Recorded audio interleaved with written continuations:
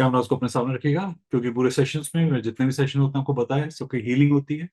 मेरा पहला प्राइमरी काम यही है कि हीलिंग और स्कैनिंग, उसके बाद में जो भी हम पढ़ाई कर रहे हैं साथ में वो। ओके जी। आप में से काफी सारे लोगों ने हमें पहले से कांटेक्ट करके पूछा था एक प्रश्न कि ओशोज एंड टैरो और बाकी टैरो में फर्क क्या है, क्यों पढ़ें ओशोज एंड टैरो, और हमें क्या मिलेगा ओशोज एंड टैरो पढ़ के। हमने तो राइडर वेट पढ़े हुए हैं, हमारे पास ऑलरेडी बहुत सारे कार्ड है, हमने बाकी सारे कार्ड पे काम करा हुआ है। तो क्या फर्क होता है ओशोज एंड कंसेप्ट में और बाकी टैरो कंसेप्ट में? इसका आंसर देने से पहले एक छोटा सा फ्रेम आपको डिफाइन करते हैं। टैरो क्या है, व्हाट इज टैरो? तो किसी को कोई आइडिया कि व्हाट इज टैरो? आप अपने चैट बॉक्स के अंदर कुछ भी, जो भी प्रश्न पूछना चाहे पूछ सकते हैं, या कोई आंसर देना चाहे दे सकते हैं चैट बॉक्स में। पहला क्वेश्चन कि व्हाट इज टैरो, और टैरो कब पढ़ना चाहिए, किसे पढ़ना चाहिए? बहुत ध्यान से उत्तर सुनिएगा। टैरो गाइडेंस को रिसीव करने का, टैरो गाइडेंस को लेकर कोई प्रिडिक्शन देने का, या किसी और को यूनिवर्स से गाइडेंस लेकर कुछ गाइडेंस देने का एक मोडेलिटी है। कई बार एक प्रश्न और भी आता है हमारे पास कि आप तो हीलर हैं, आपके पास तो हीलिंग है, फिर आप टैरो क्यों पढ़ा रहे हो? फिर आप एस्ट्रोलॉजी, न्यूमरोलॉजी, टैरो ये सब क्यों पढ़ा रहे हो? आप तो ये कहते हो कि हीलिंग से सारे काम हो सकते हैं। मन में आता कई बार क्वेश्चन। एग्री, हम हीलिंग से सारे काम सॉल्व कर सकते हैं, नो डाउट। बट कई बार ऐसा होता है कि हमें गाइडेंस रिसीव करने में या गाइडेंस को कॉम्प्रिहेंड करने में, समझने में डिफिकल्टी होती है। तो तब हमारे पास जो भी मॉडलिटी होती है वो हमें डायरेक्शन देती है। सपोज करते हैं हमें ऑरा स्कैनिंग करनी है, डाउजिंग करनी है। अब यहां पर हमारे अंदर की जो ऊर्जा है वो बहुत बड़ा रोल प्ले करेगी। मुझे किसी की ऑरा स्कैनिंग करनी है और मैं अपने मेंटल फ्रेम में स्टेबिलिटी फील नहीं कर पा रहा। मैं फील कर रहा हूं कि मैं बहुत कंफ्यूज हो रहा हूं, और या फिर मेरे लाइफ में कुछ ऐसा हुआ जिस कारण से मैं बहुत ज्यादा इमोशनल हूं। अब जितने मैं आंसर बताऊंगा, ऐसी पॉसिबिलिटी है कि वो कॉम्प्रोमाइज हो सकते हैं। एग्री? तो जब भी हमारे पास में कोई मोडेलिटी होती है, वो हमें हमारे कंफ्यूजन से बाहर निकालने में हेल्प करती है। लिख लीजिए इस बात को। हम कोई भी एनर्जी मोडेलिटी क्यों यूज करते हैं? मोडेलिटी का मतलब क्या है कि जो हमारे पास टैरो है, डाउजर है, एक पामिस्ट्री में लॉशु ग्रिड है। पामिस्ट्री के अंदर भी हमारी ग्रिड बनती है जी, पामिस्ट्री में ग्रिड बनती है, न्यूमरोलॉजी में ग्रिड बनती है, पामिस्ट्री में ग्रिड बनती है। अभी रिसेंट एक कंसेप्ट मैंने सिखाई थी कुछ लोगों को। जैसे आपके पास लॉशु बनती है, ऐसी एक ग्रिड बनती है, सो लॉशु कह देते हैं, पामिस्ट्री की लॉशु। तो हमारे पास कई सारे ऐसे मोडेलिटीज हैं जो हमें हेल्प करती हैं जब हम अपने क्वेश्चन से जूझ रहे होते हैं और हमारी चेतनाओं से ढूंढ नहीं पाती। तो काम करते हैं। ओशोज एंड टैरो बाकी सब टैरोज से थोड़ा भिन्न है, क्योंकि इसके अंदर गाइडेंस रिसीव करते वक्त कोई ह्यूमन कनेक्शन की जगह एनर्जी कनेक्शन है। आप अगर ओशोजन कार्ड्स को एक बार गो थ्रू करें, ओशोजन कार्ड का ऑरा स्कैन करें, उनकी एनर्जी को देखें सिर्फ, तो आपको समझ में आएगा कि ओशोजन कार्ड के अंदर कोई किंग, कोई क्वीन, कोई ऐसा स्ट्रक्चर, ह्यूमन स्ट्रक्चर, किसी ह्यूमन को डिपिक्ट करता हुआ, किसी रैंक को डिपिक्ट करता हुआ ऐसा नहीं है। ओशोजन के अंदर अगर ह्यूमन फॉर्मेशन है भी, तो वो किसी मेंटेलिटी को दिखा रही है, किसी इमोशन को दिखा रही है। लिख लीजिए प्लीज कि ओशोजन cards depicts about mentality and emotion and energy. ये ऊर्जा के बारे में बताते हैं, किसी व्यक्ति विशेष की सोच के बारे में,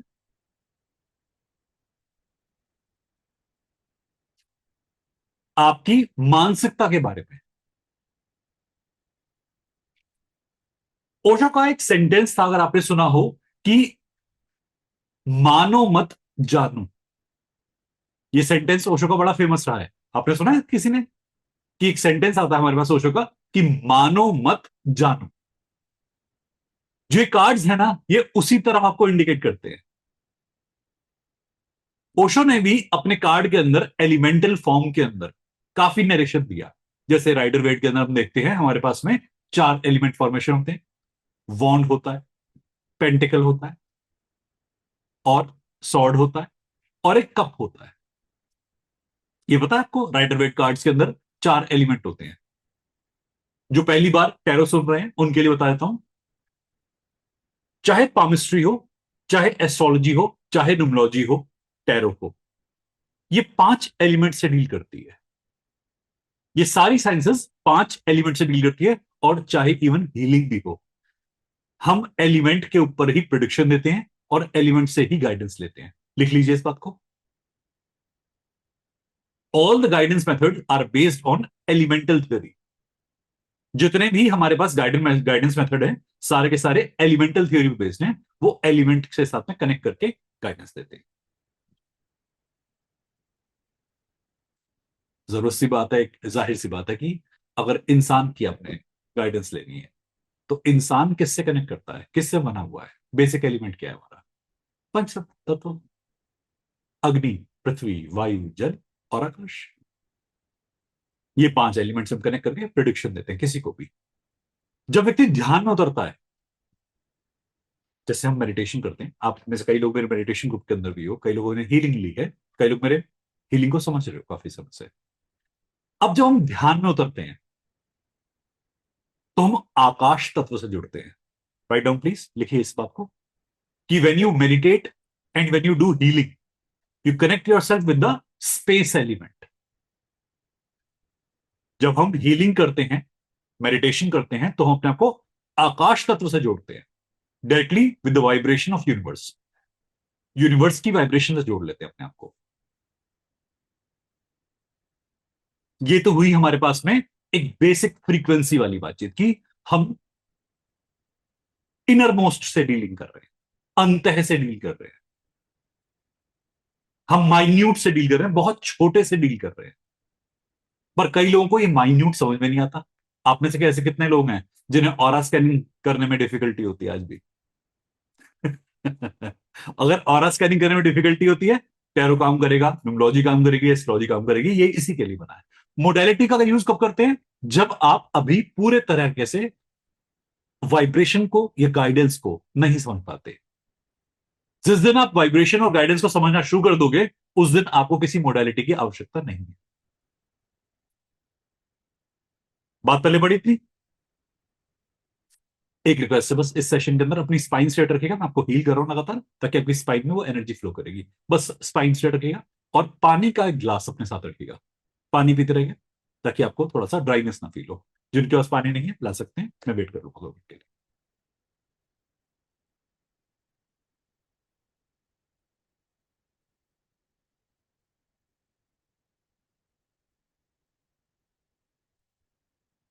और अपने वीडियोस प्लीज ओपन कर लीजिए, ताकि मैं आपका लगातार और स्कैन करता हूं।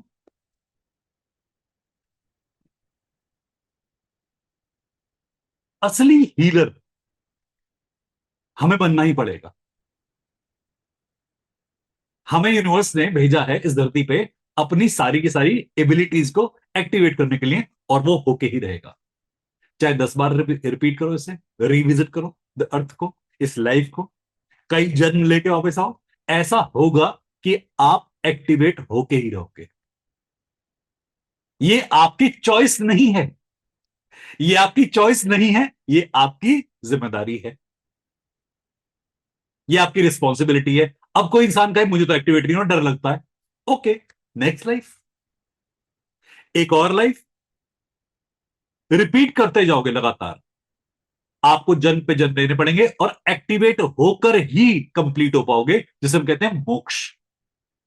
आपने सुना होगा ना, एक वर्ड कहते हैं मोक्ष कहते हैं, तो व्हाट इज मोक्ष, व्हाट इज सैल्वेशन, निर्वाण किसे कहते हैं? इसे कहते हैं कि जब इंसान अपने आप को सूक्ष्म और बृहद दोनों में जोड़ लेता है और दोनों को समझ लेता है। माइक्रोसोम और मैक्रोसोम इंग्लिश में कहते हैं। When you understand your being as a microcosm as a and macrocosm. मैं और एक्सप्लेन करता हूं। आप अपने अंदर से अंतः तक अपने आप को जान चुके और बाहर भी कई चीजों को समझ चुके, जान चुके। ये पर्सपेक्टिव है। To know is life, to know is you. आप करने क्या आए हो? ज्ञान लेने। और अब तक कितना कितना ज्ञान लिया, और जो ज्ञान लिया उसका यूज क्या किया? तो कई बार एक साइन बनता है इसके लिए, ये ठुल्लू, कि ज्ञान तो बहुत लिया, किया कुछ नहीं। छाती पे ज्ञान लेके बैठे हैं, एस्ट्रोलॉजी कर ली, न्यूमरोलॉजी कर ली, पामिस्ट्री कर ली, टैरो कर लिया, रिजल्टेंट निर्भटा सन्नाटा। तो ज्ञान जितना लें उसे बांटें और उसे यूटिलाइज करें, तो वो ज्ञान है। टैरो के अंदर भी जाने से पहले, क्योंकि ओशो ज़ेन की बात कर रहे हैं, इसके अंदर ना पहला नाम पता है किसका लगा हुआ? ओशो का। और ये बाबा जो था ना, ये बहुत सेट भाव था। इसने बहुतों का दिमाग खराब करा है। आप ओशो ज़ेन को पढ़ना शुरू कर दो और ओशो की अप्रोच को समझे बगैर, ऐसा हो नहीं सकता। जेन और ओशो मैं दोनों पढ़ाऊंगा इसके अंदर। कार्ड के अंदर कलर क्या है, नंबर क्या है, इसका मुंह कैसा है, बत्तख है, घोड़ा है, कुत्ता है, बिल्ली है, ये तो कोई भी पढ़ लेगा। जेन की फिलॉसफी क्या है, ओशो ने क्यों सिलेक्ट किया इस फिगर को, क्यों चुना इस डायग्राम को, ये है असली सोच ओशो की। और बिना ओशो की सोच को समझे ओशो जेन पढ़ना इम्पॉसिबल है। और मैं देखता हूं लोगों को नोट्स बना बना के रट रट के टैरो याद कर रहे हैं। बहुत हार्ट ब्रेकिंग लगता है, चाहे राइडर वेट हो, चाहे ओशो जेन हो, चाहे काली महाकाली कार्ड्स भी आपने देखे होंगे, काली कार्ड्स आते हैं, भगवत गीता कार्ड्स होते हैं, गणेश टैरो है, शिव टैरो है, महादेव टैरो है। आजकल आजकल तो बहुत टैरो आए हुए मार्केट। कोई भी टैरो एक भी आ गया ना, आपको सारे टैरो आ जाएंगे। ये सीखने की जरूरत नहीं होती, बस आपका वो इनर एक्टिवेट करने की जरूरत होती है। मेरी यात्रा शुरू कैसे हुई टैरो की? मेरे पास किसी हीलर ने, हमारा कोई पर एक मित्र था, उसने मेरे हाथ में टैरो पकड़ाए। मैं कहा ठीक है, मैं करना क्या है? कहता कार्ड निकालो। मैंने निकाला। मैं कहा अब? कहता प्रेडिक्शन दो। मैं वो कैसे देते हैं? मैं कैसे देते हैं प्रेडिक्शन इस कार्ड से? कहता कार्ड को देखो। मैंने देखा। कार्ड जो आया था मेरे हाथ में, वो था मास्टर कार्ड। जिन्होंने टैरो कार्ड देखोगे एक बार, ओशो ज़ेन टैरो कार्ड, उसमें एक मास्टर कार्ड आता है जहां ओशो की खुद की फोटो है। मैं कहा ये तो बाबा की फोटो है, मैं करना क्या इसका? कहते प्रेडिक्शन दो। मैं तो बाबा बैठा है, इसमें प्रेडिक्शन कैसी? मैं कनेक्ट नहीं कर पा रहा था, तो उन्होंने मुझे सिखाया कि एक बार ध्यान में जाओ और जो विचार मन में आए वो बोलना शुरू कर दो। ओके। 10-15 मिनट मेडिटेशन किया, कार्ड को थर्ड आई से टच किया, उसके बाद मुंह में जो आया ना सब बक दिया। अंट शंट ये वो फलाना ढिमाका सब बक दिया। और सामने वाला इंसान ऐसे करके बैठा हुआ था बहुत देर तक। मैं क्या हो गया, मैंने क्या कर दिया? उसकी आंखों में पानी। मैंने कहा मैं क्या कर चुका हूं? मैं कहा या तो तुम दुखी हो मुझसे, या मैंने कुछ कर दिया है वाकई में जो मुझे समझ में नहीं आ रहा है, तो मुझे कॉम्प्रिहेंशन दो। मैं तो बावले वाली स्टेट में छोड़ दिया तुमने मुझे। तो 15-20 मिनट के बाद उन्होंने कहा तुमने बहुत सही प्रिडिक्शन करी है। मैं प्रिडिक्शन क्या होती है, मैं तो प्रिडिक्शन करना जानता नहीं था। न्यूमरोलॉजी नहीं पढ़ी थी, एस्ट्रोलॉजी पढ़ी थी, और सीधा मेरे हाथ में ओशो ज़ेन आ गया, जो कि लोग लेते हैं काफी समय के बाद में। वहां से मेरी प्रिडिक्शन की यात्रा शुरू हुई। मुझे किसी ने बताया कि तुमने प्रिडिक्शन कर दी है। मुझे समझ में नहीं आया कि मैंने क्या कर दिया है। अब ओशो ज़ेन की प्रिडिक्शन कर दी है, तो आपके ऊपर पीयर प्रेशर आता है समाज का, कि अब हम आपसे क्वेश्चन पूछेंगे और आप हमारे क्वेश्चन का आंसर दोगे। मैं था गधे वाली स्टेट में, कि मुझे नहीं पता मैंने क्या कर दिया है, कोई समझाए तो सही। अगले दिन मैंने खाली बैठे बैठे ओशो ज़ेन कार्ड का डेक खोल लिया। मैंने ओपन करना शुरू करे कार्ड, कुछ नहीं हुआ। माता से कार्ड लगाया, छाती से कार्ड लगाया, सातों चक्र पे कार्ड लगा दिया, कुछ नहीं होकर दे रहा। मैंने कहा यार ये एक दिन की परफॉर्मेंस नहीं खाली, ये तो डेली होनी चाहिए थी। वो तो झूठ बोल के चलेगा कि मेरे को कार्ड रेटिंग आती है। मैं कहा ये डेली क्यों नहीं हो रही है। धीरे धीरे धीरे धीरे संयम बरतता है इंसान। हीलिंग सीखी, मेडिटेशन सीखा, प्रिडिक्शन नहीं आई, ओशोजन कार्ड की प्रिडिक्शन नहीं आई। एक दिन मैं मेडिटेशन कर रहा था, तो अचानक से मुझे गाइडेंस के फॉर्म में एक फ्लैश हुआ कि कार्ड्स उठा ले। रात के बजे होंगे 11। मेरे मेरे साथ में शायद मेरा कोई फैमिली फ्रेंड या फैमिली मेंबर था। उसने कहा कि ये क्या कर रहे हो। मैं कार्ड निकाल रहा हूं किसी प्रिडिक्शन के लिए। कहते मेरे लिए प्रिडिक्शन करो। मैंने जितने कार्ड निकाले और जितनी बातें बताई सटीक बैठनी शुरू हुई। कार्ड ना आपको एसोसिएट करते हैं खुद। हम कार्ड सिलेक्ट नहीं करते, कार्ड हमें सिलेक्ट करता है। ये ध्यान रखना इस बात को। आपने बहुत बार पूछा मेरे लिए कार्ड कौन से। ना ना ना, कहानी उल्टी है। कार्ड के लिए आप सही हो। कहानी यहां पर आती है। हम क्वेश्चन ये पूछते हैं कि मेरे लिए कौन सा टैरो। कभी भी नहीं, पॉसिबल ही नहीं। क्या टैरो के लिए आप हो। ये इंपॉर्टेंट है। और आपको क्या कर्म करने हैं कि आप टैरो खोलने लायक हो जाओ। मेरी बात को समझने का प्रयास करना। राइडर वेट कार्ड जो है उसमें आपने देखा होगा कि हमारे पास पहले माइनर आर्काना आता है, फिर मेजर आर्काना आता है। और हमारे मेजर आर्काना के अंदर गाइडेंस कार्ड आते हैं, माइनर आर्काना के अंदर किंग, क्वीन, नाइट, पेज, ऐसे कुछ करेक्टर हैं। देखा आपने। नहीं देखा होगा कोई बात नहीं, सुन लेना। राजा, रानी, एक घुड़सवार, एक त्रिशंकु। पेज को त्रिशंकु भी कहते हैं, रंक भी कहते हैं। कई कई वर्ड हैं पेज के लिए, जिन्हें ना पता हो लिख लेना कि पेज कार्ड को हम त्रिशंकु भी कहते हैं, रंक भी कहते हैं, लिख लेना।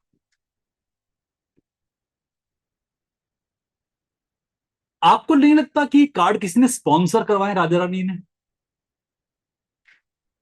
कि राजा बैठा था कि मेरी फोटो कार्ड में छपी होनी चाहिए। इंग्लैंड में एक टाइम पीरियड था, उसे कहते हैं रेनेसां पीरियड, जहां इंडस्ट्रियल रिवोल्यूशन का टाइम पीरियड था और काफी सारी कुछ हो रहा था। एक बदलाव, क्रांति आ रही थी। आपको याद है उस जमाने में विचेस को बर्न किया गया था। विचेस को बर्न किया गया था। विच सुना है, विच क्राफ्ट। विच हिंदी में अनुवाद मत करना, कुछ और ही कर दोगे।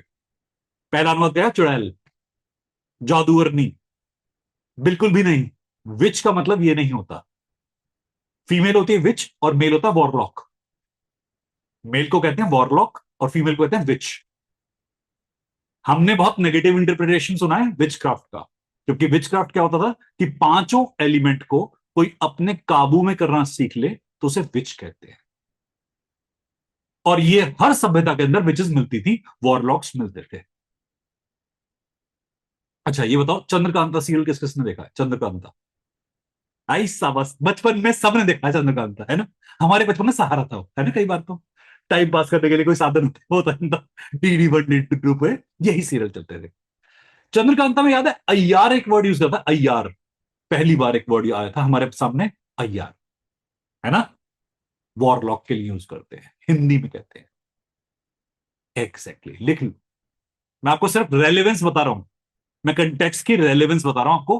अभी मैं बताऊं कार्ड बने कैसे थे।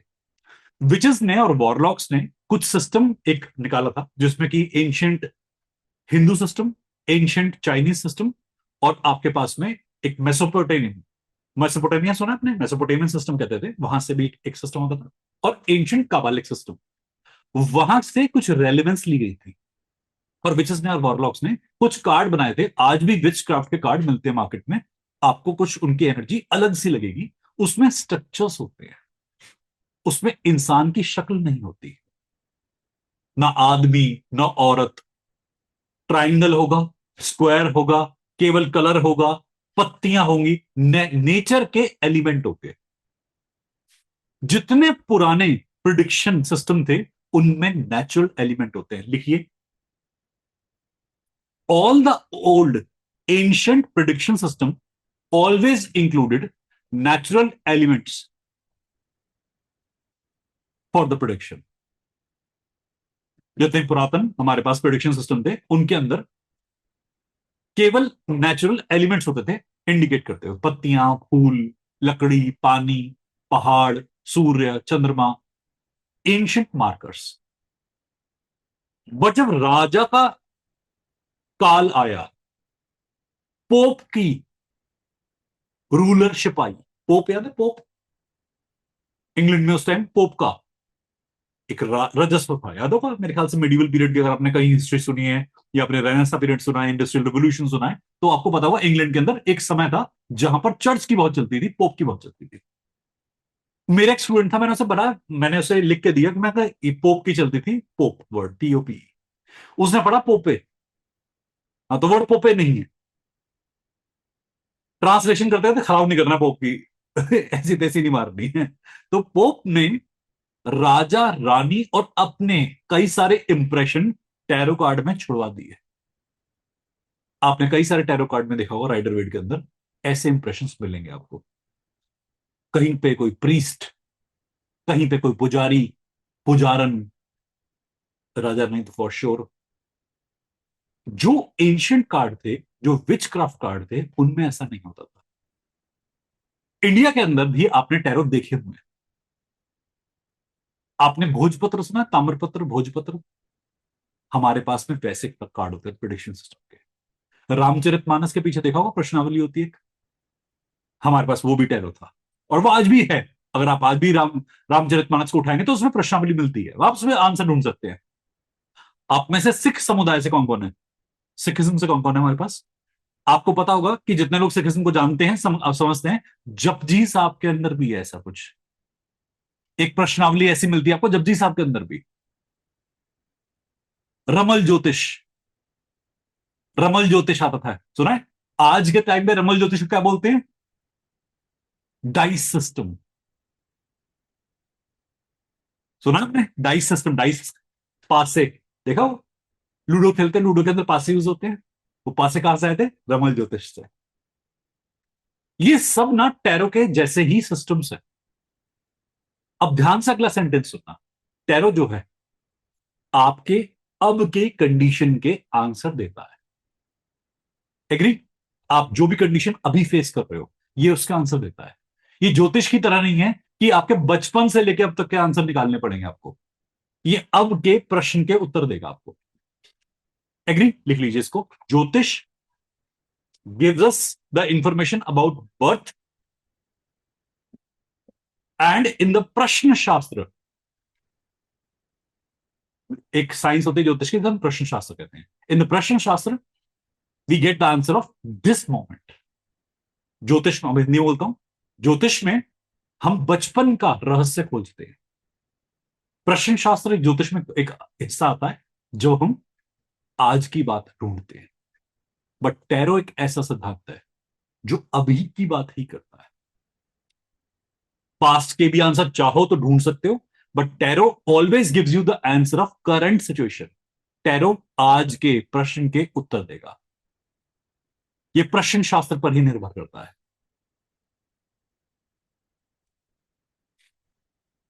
आप कुछ भी पूछो टैरो से, और फिर सेम आंसर चेक करो एस्ट्रोलॉजी से, न्यूमरोलॉजी से, पामिस्ट्री से, एग्जैक्ट आंसर आएगा। ये पढ़ने वाले पे डिपेंड करता है, थोड़ा प्रैक्टिस करके चलोगे तो मजा आएगा। बट एक कंडीशन है टैरो से पहले, या तो अट्यूनमेंट ले लो, या अपनी हीलिंग कर लो, या करवा लो। आपके चक्र क्लीन होने चाहिए टैरो में एंटर करने से पहले। जैसे मैं अपने स्पोर्ट्स करिकुलम में हमेशा आप लोगों की पहले हीलिंग करता हूं। मैंने अभी बोला अपने वीडियोस ओपन करना, ताकि मैं आपके ऑडियो को देखता रहूं, आपके वीडियो को देखता रहूं, और समझकर गाइडेंस लेकर आपका ऑरा क्लीन करके आपको कुछ इंफॉर्मेशन दूंगा। इससे होगा क्या कि आपके अंदर जो भी कुछ अनसेटल्ड है वो सेटल होना शुरू हो जाएगा। आपके सारे चैनल्स क्लीन रहेंगे पढ़ते पढ़ते। आपको इस नॉलेज को लेने के बाद में हैवीनेस नहीं होगी।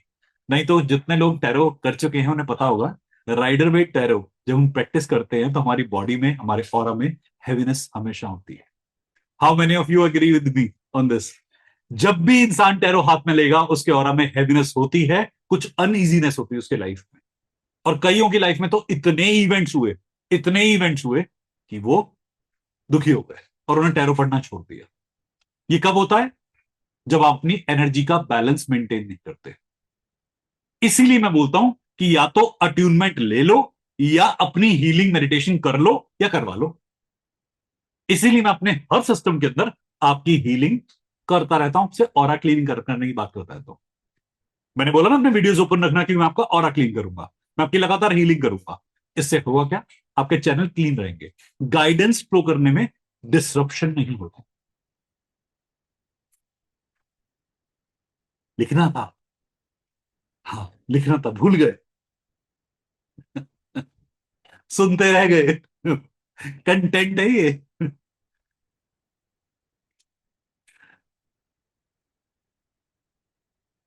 अगर आपको टेरोइड करने आ गई, आपको गाइडेंस से कनेक्टिविटी आ गई, पेड़ का कोई पत्ता भी दे देगा ना तोड़ के, तो कोई प्रिडिक्शन में काम आएगा। प्रिडिक्शन दे दोगे। अगर वाकई में आता है काम करना ना, तो नेचुरल एलिमेंट से भी प्रिडिक्शन कर सकते हो। और अगर नहीं आता, तो फिर तो महादेव मालिक है। फिर तो क्या ही कहना उसके आगे। प्रिडिक्शन करनी किसी एक माध्यम से भी आ जाए, तो आपको हर एक माध्यम से आ जाती है। ऐसा नहीं है कोई एक टैरो आपको सीखना पड़ेगा, फिर दोबारा कोई सीखना पड़ेगा, अट्यूनमेंट लेना पड़ेगा। सीखना चाहो तो 100 टैरो सीख लो, वो कोई दिक्कत नहीं है। जब तक वो चेतना जागती नहीं है, तब तक तो हमें प्रयास करना पड़ता है। पर एक बार अगर समझ गए, तो फिर आपको किसी भी टैरो को सीखने की जरूरत नहीं पड़ेगी। आप में से कितने लोग टैरो को प्रोफेशनली ऑलरेडी हैंडल कर रहे हैं? कितने लोग ऐसे हैं जो प्रोफेशनल हैंडल कर रहे हैं? आपको पता होगा इन बात के बारे में, कि अगर आपने एक टैरो सीख लिया, तो उसके बाद बाकी टैरो भी आपके लिए आसान होते खोलने। पर एक जुड़ाव पहले होना चाहिए। ओशो ज़ेन टैरो सबसे मुश्किल कहे जाते हैं पढ़ने के लिए। क्यों? क्योंकि इसमें ओशो की फिलॉसफी और जेन की कंसेप्ट दोनों से कनेक्ट करना होता है। यहां पर ये नहीं है कि इसका मुंह किस तरफ है, इसके पैर किस तरफ है, कपड़े का कलर क्या है, कार्ड का कलर क्या है। ऐसा नहीं है। इस टैरो में, या मेरे सिस्टम जिस तरीके से मैं पढ़ाता हूं, मैं आपके हाथ में टैरो पकड़ाऊंगा, आपके घर में टैरो उपलब्ध होगा, आप होल्ड करेंगे, अपने माथे पे टैरो लगाएंगे, आंख बंद करके, बिना देखे, और प्रिडिक्शन करेंगे। असली प्रिडिक्शन तो वहां है ना जहां आंखें काम ना करे। अगर आंखें काम कर रही हैं, फिर तो वो देख रहे हो ना जो तुम्हें देखना है। फिर प्रिडिक्शन कैसी? फिर तो मेंटलिज्म कहते हैं ना। आप मेरे पास आए, मैंने आपका मुंह देख लिया, मैंने आपका रूप रंग देख लिया, आपके हाव भाव नोटिस कर लिए, अब तो मैं मेंटलिज्म करूंगा। मेंटलिज्म में और प्रिडिक्शन में फर्क क्या होता है? प्रिडिक्शन बिना आंखों के भी हो सकती है, पर मेंटलिज्म में आंखों से देखकर, एनालाइज करके, सब कुछ तोल मोल के तो आप काम करो, उसे मेंटलिज्म कहते हैं, उसे बिजनेस कहते हैं। और कोई प्रिडिक्शन करनी जानता है, मुझे आपका चेहरा भी नहीं देखना, मुझे आपकी आवाज भी नहीं सुननी, मैं आपके बारे में प्रिडिक्शन दे सकता हूं। मुझे नाम भी मत बताओ किसी का, अपने दिमाग में उसके बारे में कुछ सोच लो, मैं प्रिडिक्शन करके दिखाऊंगा उसका। इसे प्रिडिक्शन कहते हैं। क्योंकि ये गाइडेंस है, ये यूनिवर्स की है, अब यूनिवर्स हर चीज से कनेक्टेड है। तो अगर आपको गाइडेंस आती है, तो इस तरीके से आपके पास वो आएगी। Am I clear on this? मेरी बात समझ में आ रही है मैं क्या बोल रहा हूं? आपको इस लेवल तक ही अपने आप को ट्रेन करना ही होगा। ये ट्रेनिंग कैसे होती है? बहुत मुश्किल बात बताता हूं आपको, जो मैं हर हर वीडियो में लगभग बोल चुका हूं। मेडिटेशन। कई लोगों के लिए बहुत सरल वर्ड है, कई लोगों के लिए बहुत मुश्किल वर्ड है मेडिटेशन। जितना ध्यान करोगे, उतना ध्यान लगेगा, जितना ध्यान लगेगा, उतने कनेक्ट हो जाओगे। मॉर्निंग मेडिटेशन के अंदर कई लोग आप में से जुड़े हुए हैं मुझसे, काम करके दिखाए, आपको बताया कैसे करना, आप लोग करते हो, अकेले भी करते हो, कई लोग साथ में करते हो। जो नहीं भी जुड़े हुए, सिंपल अपनी सांसों पे ध्यान केंद्रित करना है बस। और कब करना है? जब आसपास गहन अंधेरा हो तब। रात को नहीं, दिन में, सुबह 3:30 बजे, 3 बजे। रेंज क्या है टाइम की? कई लोग कहते हैं 3:30 बजे उठने में आलस आता है, तो कब तक उठ सकते हैं? 3:30 से 6 बजे तक ठीक माहौल रहता है। 3:30 से 6 बजे तक लिख लीजिए अपने पास में। कई लोगों ने को प्रश्न किया था कि हम किस टाइम उठेंगे, और करना क्या है, सिर्फ सांसों पे ध्यान, आती और जाती श्वास को देखना है, आंखें बंद करके महसूस करना है, सांस आई, सांस गई, कहां तक आई, कहां तक गई, बस। मुश्किल है? नहीं कह रहे, बहुत मुश्किल है, बहुत ज्यादा मुश्किल है, क्योंकि अगले 5 मिनट में अगर काम करा दूं ना आपको, तो छठे मिनट में सारे सोए मिलोगे, खर्राटे मार के। मॉर्निंग मेडिटेशन में मैंने सोते देखा है, मैं कहता हूं सोना मत। 5:10 पे मेडिटेशन स्टार्ट हुआ, 5:12 पे सोना शुरू। ये कैसी निद्रा है, 2 मिनट में आ गई। मेडिटेशन ना इतना मजेदार प्रोसेस है, इसे समझना पड़ता है, क्योंकि इसमें नींद बड़ी तगड़ी आती है, आलस से बहुत तगड़ा आता है। हाथ पैर सुन्न पड़ते हैं, पैरों में दर्द होता है, हाथों में दर्द होता है, नी में दर्द है, कमर में दर्द है, कंधे में दर्द है, गले में दर्द है, सब होगा, क्योंकि कार्मिक क्लियरेंस करने का प्रोसेस है। कर्म कोशिश करेगा कि आप उसे क्लियर ना कर पाओ, आप कोशिश करोगे कि आप कर्मों को समझ लो और क्लियर करो। या तो आप जीतोगे या कर्म, अब ये डिपेंड करता है कौन जीतता है। और हमारी एक फितरत है, हमें आराम पसंद है, जो काम डिफिकल्ट हो हमें नहीं करना। और जिस काम में दिमाग शांत हो गया, शरीर हिल नहीं रहा, वहां तो मस्त नींद आती है। या तो फालतू सोचेंगे या सोएंगे, उसके बीच में भी कोई स्टेट होती है भला? हमें तो किसी ने सिखाया नहीं बचपन से अब तक। वहां पर जब आप ध्यान केंद्रित करते हो, तब आप अपने निद्रा और जागरण दोनों को बीट कर देते हो। जो व्यक्ति अपनी नींद को और अपने होश को दोनों को काबू में कर बैठा, वो ध्यान लगा ले। क्योंकि ना तो आप जाग रहे हो जैसे आप जागते हो, ना आप सो रहे हो जैसे आप सोते हो। सुना है आपने इसके बारे में? जागृत, सुप्त, तुरीय, तुरियाधता, ये अवस्थाएं होती हैं। गहरी हो गई, बहुत गहरी हो गई। ये माइंड की स्टेट होती है कि कुछ इंसान होते हैं होश में, कॉन्शियस ब्रेन रेगुलेट कर रहा है, क्वेश्चन पूछ रहा है, हर चीज को देख रहा है, डिस्ट्रैक्ट हो रहा है। डिस्ट्रैक्टिंग ब्रेन कौन सा है? Conscious brain. कंसंट्रेटिंग ब्रेन कौन सा है? Subconscious brain. लिख लो। डिस्ट्रैक्टिंग ब्रेन कौन सा है? कॉन्शियस ब्रेन, दुनिया को दिखाएगा, इधर उधर नजर कराएगा, कॉन्शियस ब्रेन। कंसंट्रेटिंग ब्रेन कौन सा है? Subconscious brain. तपस्वी अपने कॉन्शियस को काबू कर लेते हैं, कैसे? आंख मूंद के, सांस रोक के, मुंह बंद करके, जीभ को गले में डाल के, खिचड़ी मुद्रा योग में करते हैं, जीभ को रोल कर लेते हैं, पता है आपको, टंग रोलिंग मूवमेंट होती है। आंखों को थर्ड आई पे लगा के, अपने एनस या गुदा को अंदर खींच के करते हैं, मूल बंद, जलंधर बंद, मूल बंद, उड़ियान बंद, ये बंद लगते हैं। बेसिकली क्या कर रहे हो? डिसिप्लिन। किसका? अपनी पांचों ज्ञानेंद्रियों का। आपकी डिस्ट्रैक्शन की एबिलिटी को आप लिमिट कर रहे हो कि मैं डिस्टर्ब नहीं होऊंगा, नहीं होंगी। अब जो इंसान इसको रेगुलर प्रैक्टिस करता है उसे कहते हैं मेडिटेशन फॉर्मेशन। टैरो या कोई भी मोडेलिटी आपके इसी स्टेट पर सबसे बढ़िया गाइडेंस देती है। आप में से हीलिंग किस किस को आती है ग्रैंड मास्टर लेवल तक? ग्रैंड मास्टर लेवल तक प्लीज। मास्टर हो, ग्रैंड मास्टर हो, ध्यान से एक बार बताओ। अच्छा, मैंने आपको ह्यूइंग टेक्निक सिखाई होगी, या आपने कहीं से भी सीखा है तो ह्यूइंग टेक्निक सीखी होगी। एक बार टैरो खोलना ह्यूइंग लगा के, पंचकोश बंद करने सिखाया मैंने, याद है नोट्स के अंदर? जिसने नोट्स नहीं पढ़े, भगवान से डरो और ऐसे चोलू भर पानी में नाक डुबा लेना, ठीक है? आज जाके नोट्स पढ़ना फिर। जिसने मेरे नोट्स ले रखे हैं और इसे याद नहीं ना, रात को चुड़ैल आएगी छाती पे सीपीआर देने, तुम देखो रात को सो के, देखना तुम्हारे साथ आज क्या आता है। अरे ग्रैंड मास्टर हैं ये, नोट्स भी नहीं पढ़ते। ह्यूइंग टेक्निक एक टेक्निक होती है, इसमें 5 टाइप के लॉक लगाते हैं, अपनी पांचों ज्ञानेंद्रियों को लॉक कर लेते हैं।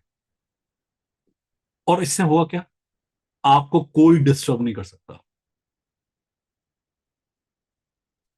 और उसके बाद में एक बार टैरो रीडिंग करके देखना। जब ये काम करना सीख जाओगे ना, आपको पता लगेगा असली प्रोडिक्शन कैसे करते हैं। आप में से कई लोग पामिस्ट्री करते हो, एस्ट्रोलॉजी करते हो, न्यूमरोलॉजी करते हो, सेम स्ट्रेट। 20 मिनट के ध्यान में जाना, फिर ये पंच बंद लगाना, और फिर एस्ट्रोलॉजी, पामिस्ट्री, न्यूमरोलॉजी, जिससे भी प्रोडिक्शन करनी, डाउजिंग, एल रॉड्स, जिससे भी प्रोडिक्शन करनी करके देखना, और मुझे डिफरेंस बताना। आप में से किस किस को लगता है कि उसके ऊपर एनर्जी इंपैक्ट है? कहीं कोई नेगेटिविटी का इंपैक्ट है, एनर्जी इंपैक्ट है, कोई नजर लगती है? एक ही इंसान है ऐसा? दूसरा भी है, तीसरा भी है, ओके, नजर लगती है, ओके फाइन। एक काम करो, मॉर्निंग मेडिटेशन करते हो ना, अपनी सांस को जितनी देर रोक के रख सकते हो प्रयास करना। आप देखना आपकी नेगेटिविटी बर्न होनी शुरू हो जाएगी। लिख लो, इंपॉर्टेंट टेक्निक है।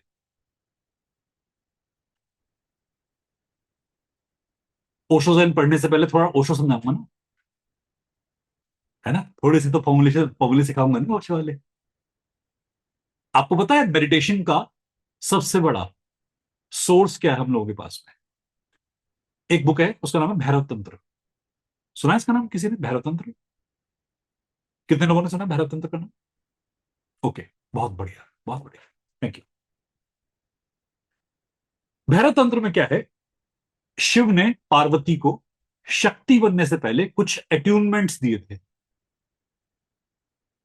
कई जगह लिखा है 116, कई जगह लिखा है 119 या 115।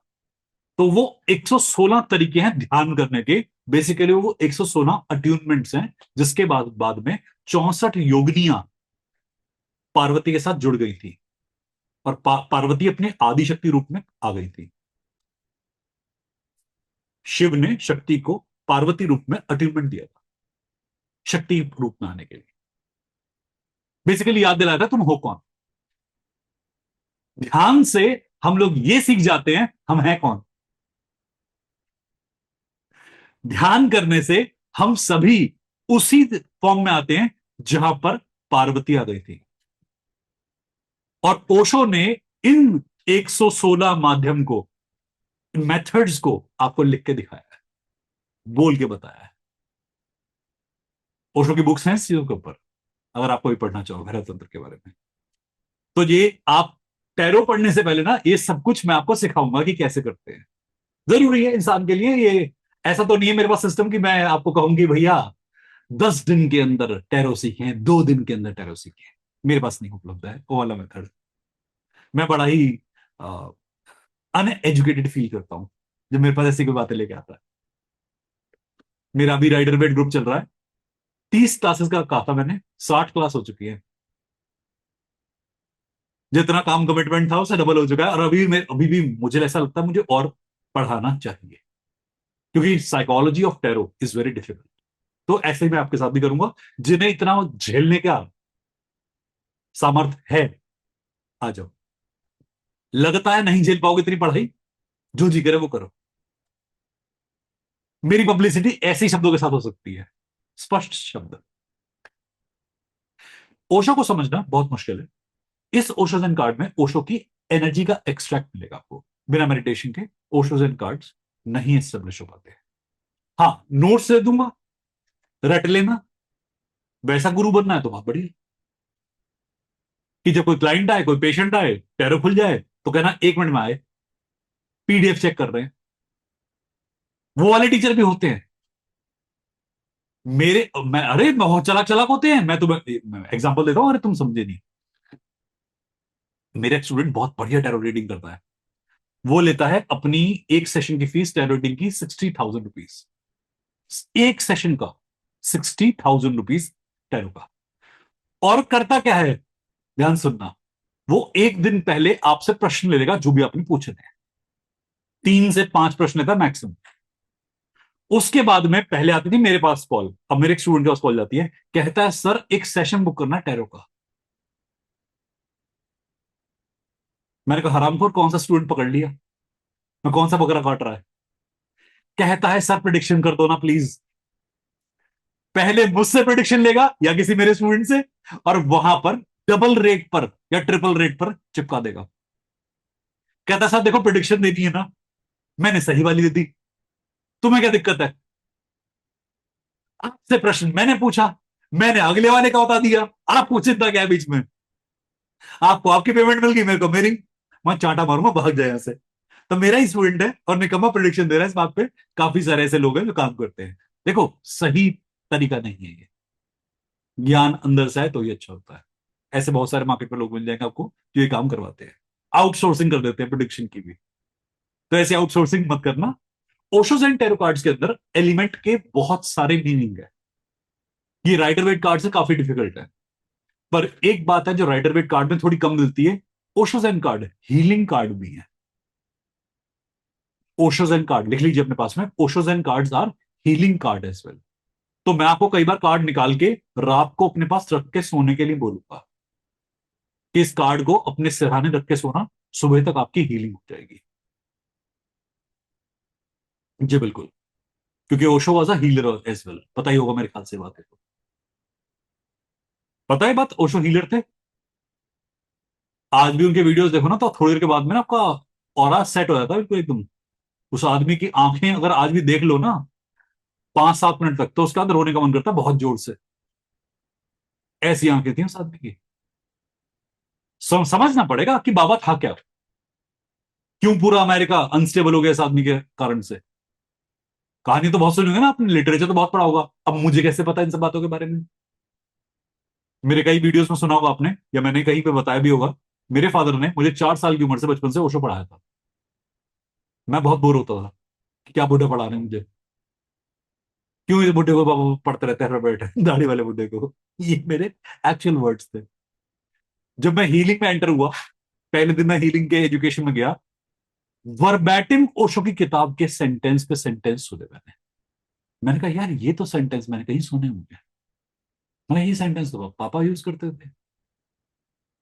फिर मुझे याद आया, अच्छा पापा तो बचपन में मुझे सेंटेंस सुनाते थे, और ये ओशो की किताब के वर्बैटिम सेंटेंस है। इस फील्ड के अंदर बड़े से बड़े गुरु, साउथ इंडिया के अंदर भी बहुत बहुत गुरु जो उनके जैसी वेशभूषाएं रखते हैं, नाम नहीं लूंगा, समझदार बहुत सारे हो, खुद ही समझ लोगे।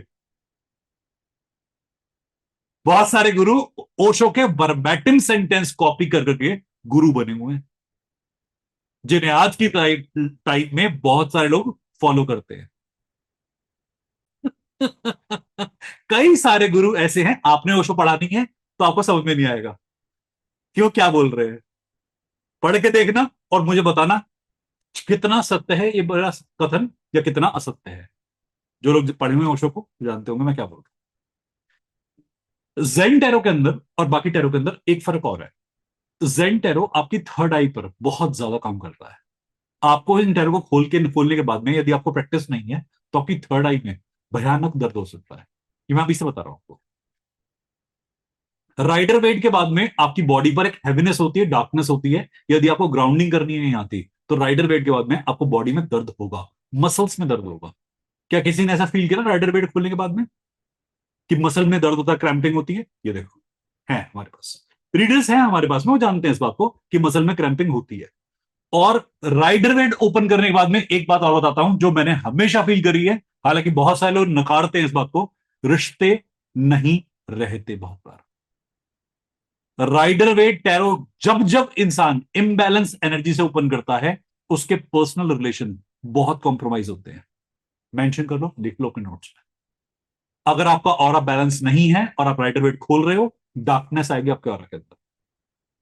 मैंने कितने ही ऑरा कन्वर्ट होते देखे हैं डार्क ऑरा के अंदर।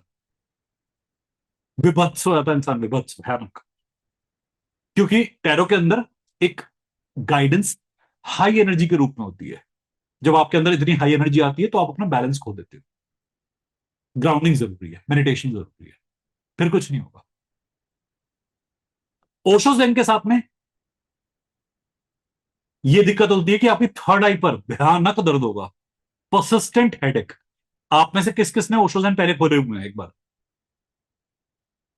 कभी फील करा किसी ने थर्ड आई के ऊपर एक कुछ tingling, heaviness, precise point, pen?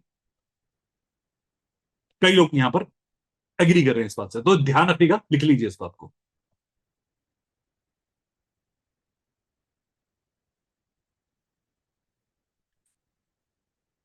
एक सलाह और, छोटी सलाह, जब कोई ऐसी एनर्जी प्रैक्टिस करते हैं तो हमेशा अपना आहार सात्विक रखते हैं। आज तो मैंने डेमो सेशन दिया आप लोगों को, एक इंट्रोडक्शन ओशो जैन के साथ में, कि हम क्या पढ़ाने वाले हैं, मैं किस प्रकार से काम करने वाला हूं, मैं क्या मेथड यूज करता हूं पढ़ाने का, मेरा तरीका कैसा है, तो आप समझ जाएंगे। ओशो जैन स्टार्ट होगा नेक्स्ट वीक हमारे पास में, अगले हफ्ते वीकेंड पे हम स्टार्ट कर देंगे, थर्सडे ऑनवर्ड्स हम इसे स्टार्ट कर देंगे, Friday onwards, Friday Saturday Sunday. एक हफ्ते आपने मेडिटेशन करना है। जो भी लोग ज्वाइन करने वाले हैं एक हफ्ते मेडिटेशन करेंगे। अब तक नहीं करते थे कोई बात नहीं, ट्राई करना एक हफ्ते, बहुत हल्का आहार लो, मजेदार आहार लो, क्योंकि जब हम स्टार्ट करेंगे तो स्टार्टिंग में डिफिकल्टी होती है, बाद में तो खैर आप अपनी नॉर्मल डाइट कैरी ऑन कर सकते हैं। अच्छा रहता है हल्का आहार। Ma'am it's available on Amazon, हम भी प्रोवाइड करा रहे हैं, मैं भी प्रोवाइड करा रहा हूँ, आपको जहां से पसंद हो वहां से ले लीजिए, कोई कोई इसमें इशू नहीं है, कोई इशू नहीं है। आप में से कई लोग पूछ लो कि हाँ मैं प्रोवाइड करा सकता हूँ, हम प्रोवाइड कराते हैं। और मैं भी और भी एक्टिवेट करके कार्ड देता हूँ कई बार आपको, वो भी अवेलेबल है। बात कर, मैं प्रेम प्रेम से बात कर रहा है ना, वो इस काम के लिए, मैं तो ये वाली बात करूँ तो अच्छा है।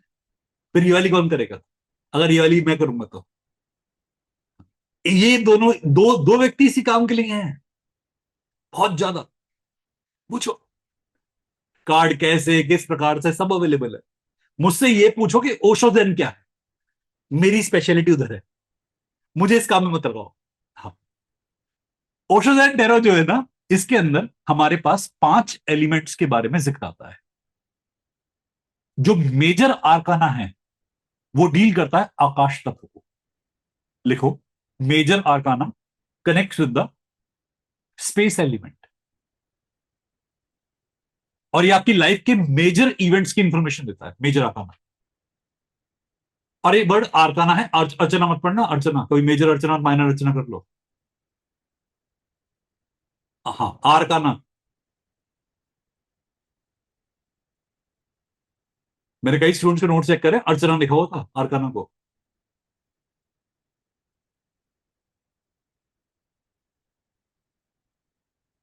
मेजर आर्काना आपके पास में आपके in depth past present future या ह्यूज, इसके बारे में इंफॉर्मेशन देते हैं मेजर आर्काना। किसी भी टैरो का हो, मेजर आर्काना मेजर इवेंट्स, बड़ी बड़ी चीजें, बड़ा चेंज, बड़ा खतरा, बड़ी बातें, ह्यूज, इसको डिपिक्ट करते हैं मेजर आर्काना। और अगर टाइम के हिसाब से बात करें, टाइम फ्रेम के हिसाब से, तो महादशा, आपकी महादशा क्या चल रही है ये दिखाते हैं, लिख लीजिए प्लीज।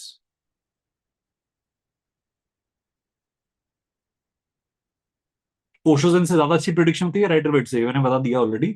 प्रिडिक्शन अच्छी करता है रीडर। गधा होगा तो दोनों से गधे वाली प्रिडिक्शन करेगा, समझदार होगा दोनों से अच्छी करेगा। कार्ड अच्छी प्रिडिक्शन नहीं करते। ब्रह्मास्त्र अच्छा है या पाशुपतास्त्र, ये मूर्ख ही बता पाएगा, कोई बिरला मूर्ख ही बता पाएगा। चलाने वाले पर निर्भर करता है क्या करना चाहता है। कोई भी साइंस गलत नहीं होती, ये जो यूज करने वाला होता है ना, ये उसका नाश मारता है। मोडेलिटी कुछ सोच समझ के बनाई गई है। हर मोडेलिटी आपको सही जगह इंडिकेट करती है, बट उसे हैंडल कौन कर रहा है, वो बिलीवर है डिसबिलीवर है, वो प्रैक्टिशनर है नॉन प्रैक्टिशनर है। चल रहा है उसके हिसाब से, महाकाल की कृपा से सारा सब पाखंड चल रहा है। अगर आप अच्छे प्रैक्टिशनर बनोगे ना, तो आप देखना उसको खुद, ये मेरी बातों पे यकीन मत करो, बिल्कुल डाउट करो मेरी बातों पे, पर खुद अपने अनुभव से जानोगे। जो टैरो दिखाता है वही न्यूमरोलॉजी दिखाती है, वही एस्ट्रोलॉजी दिखाती है, वही पॉस्ट्री दिखाती है। सारी विद्या एक ही तरफ इंडिकेट करती है। जो स्टूडेंट्स मुझसे पढ़ चुके हैं, ऋषिकेश रिट्रीट में आ चुके हैं, मैंने उन्हें करके दिखाया हुआ काम कई बार, ये पंगे हम ले चुके हैं ऑलरेडी। हर माध्यम से मैंने प्रोडिक्शन करके दिखाई है, हर तरीके से प्रोडिक्शन एक ही आती है। 15-16 टैरो यूज करें एक ही क्वेश्चन के लिए, सारे टैरो एक ही आंसर देते हैं। तरीका समझ में आना चाहिए बस। बाकी हाँ, एक क्वेश्चन और आया था मेरे पास में कि कितने टैरो परचेज करने चाहिए। जितने चाहो उतने, पर एक मैं गाइडेंस देता हूं, थोड़ी सी मेरी बात अगर मानने का प्रयास करो तो, काली टैरो मत लेना जब तक कि आपका रियाज अच्छा नहीं है, आपकी प्रैक्टिस अच्छी नहीं है। काली टैरो की एनर्जी थोड़ी सी ज्यादा स्ट्रांग है। कई लोगों ने मुझसे पूछा कि ओशोजन की जैसे एनर्जी आप कहते हो स्ट्रांग होती है, क्या उसके अलावा किसी और की एनर्जी बहुत स्ट्रांग होती है? हाँ, काली टैरो की एनर्जी काफी स्ट्रांग है। आपने किसी ने देखे काली टैरो? नेट पे सर्च कर सकते हो, अभी के अभी आपको दिख जाएगा, नेट के अंदर आप देख सकते हो, बट परचेज तब करना जब वाकई में प्रैक्टिस साधना अच्छी हो जाए। मेंशन कर लीजिए प्लीज। कई लोगों ने मुझसे कहा था कि हम क्या काली टैब ले सकते हैं, बिल्कुल ले सकते हो, पर अगर प्रैक्टिस अच्छी अच्छी है तो। सिर्फ लेके रखने हैं, देखने हैं, ले लो, उसे लाल रंग के कपड़े में लपेट के रख देना, कुछ दिक्कत नहीं होगी। जब साधना करनी आ जाए खोल के पढ़ना शुरू कर दे।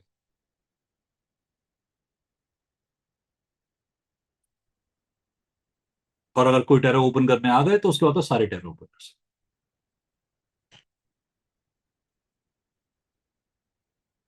मेजर आर्काना मैंने आपको बताया कि बड़े इवेंट्स के लिए यूज होता है। डेंस एनर्जी है मेजर आर्काना के अंदर, डेंस एनर्जी, महादशा दिखाता है। अगर हमारे किसी प्रिडिक्शन में मेजर आर्काना कार्ड आता है तो उसका मतलब हम इस इवेंट को हल्के में नहीं ले सकते, कुछ ज्यादा रेलेवेंस है, इसकी स्ट्रॉन्ग रेलेवेंस है।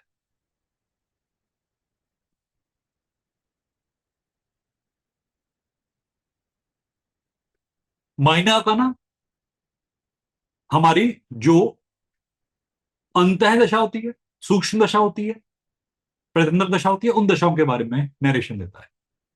छोटे इवेंट, छोटा चीज, माइक्रो चीज, इनर, जिसमें कांस्टेंट मूवमेंट हो रही हो, इसके बारे में हमारे माइनर आर्काना इंफॉर्मेशन देते हैं। टैरो को लेने से पहले एक बात याद रखना कि टैरो के लिए अपने घर में एक सेपरेट स्पेस बना लेना। एक श्राइन कहते हैं उसे, श्राइन, अपना एक स्पेस जहां पर लोगों के हाथ कम लगे, गंदगी कम आए। कुछ लोग इसे मंदिर में भी रखते हैं, रख सकते हैं आप लोग। कई लोगों ने पूछा कि क्या टैरो को हम मंदिर की ड्रॉर में रख सकते हैं? बिल्कुल रख सकते हैं। भगवान की मूर्ति के साथ में नहीं, बिल्कुल भी नहीं, पर मंदिर की ड्रॉर में रख सकते हैं, दैट इज फॉर श्योर। इसी के साथ में एक प्रश्न आया था मेरे पास कि क्या हमें अपने पितरों की फोटो भी मंदिर में लगानी चाहिए, नहीं लगानी चाहिए? नहीं लगानी चाहिए। मंदिर में केवल भगवान रहते हैं, उसके अलावा ना तो गुरु, ना पितृ, ना कोई और। हर किसी की एक जगह होती है। आपको गुरु की फोटो लगानी है नॉर्थ ईस्ट में, पितरों की फोटो लगानी है साउथ वेस्ट में। दिशा है हर किसी की। जिनको नहीं पता वो नोट करना, ये नोट करना था, सुनते ही रह गए।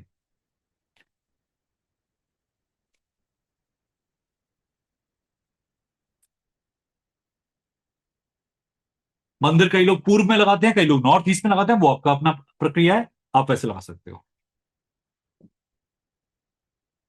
ईस्ट में लगता है वैसे मंदिर, कायदे से, जहां सूर्य उदय होता है, ऊर्जा उदय होती है, वहां पर मंदिर प्लेस होता है। अब अपने अपने हिसाब से देख लेना। ये नहीं हथौड़ा के घर तोड़ना शुरू कर दो मेरी बात सुनते ही, नहीं। फिलॉसफी है, पढ़ेंगे समझ में आ जाएगी, और भी बहुत तरीके हैं।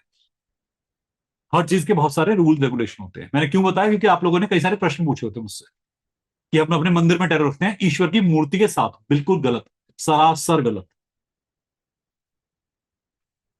मंदिर में केवल ईश्वर का ही वास होना चाहिए, और ईश्वर केवल एक ही प्रकार के हो तो अच्छा है।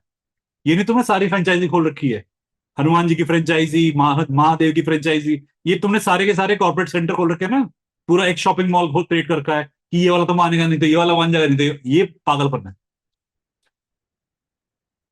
मन, हाँ मैं मंदिर के अंदर सारी फ्रेंचाइजी नहीं खोलनी है कि कोई तो सुनेगा। हे, हर धर्म की भी मूर्ति लगा रखी है। देखो, ऊर्जा जितनी डिवाइड करोगे ना, उतना डिविजनल रिजल्ट आता है। किसी एक एनर्जी पे फोकस करोगे ना, रिजल्ट प्रिसाइज आएगा।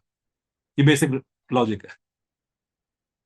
बाकी आपकी मर्जी, में आपके घर में नहीं घुस रहा ना, मैं मंदिर चेक करने आ रहा, तुम्हारा जो मन करे तुम वो करो, मेरे को क्या फर्क पड़ता है। हर बंदा, हर सवारी अपने सामान की स्वयं जिम्मेदार है। मेरा काम था इन्फॉर्म करना, वो मैंने कर दिया। कई लोगों को मैंने मंदिर में देखा, मतलब 33 कोटि देवी देवता की फोटो लगी होती है। मंदिर नहीं कहते फिर उसे, जगत कल्याण का सेंटर बोलते हैं उसे। कि हर धर्म का देवी देवता यहाँ पे मत्था टेक लेगा, या हर व्यक्ति आके धर्म का मत्था टेक लेगा, ये मत करना। आपको यदि अपने कोई भी हीलिंग मोडेलिटी कहीं रखनी होती है, वो हमेशा एक सेक्रेट प्लेस बना लीजिए, उसके लिए श्राइन बना लीजिए, सेपरेट स्पेस वहां रखिए।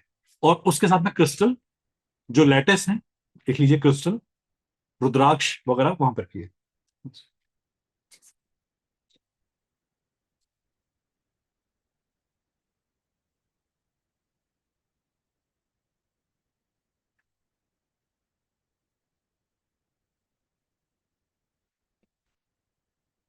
बोले भाई,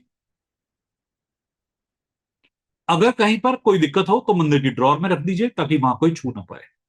कोई छोटा बच्चा, कोई जानवर, या कोई गंदे हाथों से वहां ना जाए। टैरो की एनर्जी सेंसिटिव होती है, टैरो की एनर्जी रिपेल बैक करती है, और इन्हें थोड़ा सा सेफ रखना पड़ता है। देखो, मैं कोई दकियानूसी विचारधारा नहीं शेयर कर रहा हूं आपसे। मैं कोई आपसे ऐसी कोई दंत विद्या नहीं शेयर कर रहा हूं कि पिछड़ी हुई प्रकृति की वो बातें कर रहे हैं, ऐसा कुछ कर रहे हैं। मैं लॉजिक बता रहा हूं। आपकी जितनी भी ऊर्जा वाली चीज है, उन पे लोगों की नजर लगती है। गंदे हाथ पड़ते हैं, उनका ऑरा डिप्लीट होता है। हम टैरो को हर पूर्णिमा पे चंद्रमा के दर्शन कराते हैं। ना हो पाए तो हम टैरो का ऑरा क्लीन करते हैं, रेगुलरली करते हैं, क्योंकि टैरो बहुत सेंसिटिव चीज है। लिख लीजिएगा प्लीज, मैं पढ़ाऊंगा इसको। मैं बातें बताऊंगा आपको कि कैसे ऑरा क्लीन करते हैं टैरो का, हर सेशन से पहले कैसे टैरो को अवेक करते हैं। आपने देखा ना, मंदिर में कपाट होते हैं, मंदिर में कपड़ा फिर रखते हैं, मंदिर को खुला नहीं छोड़ते, ढकना होता है।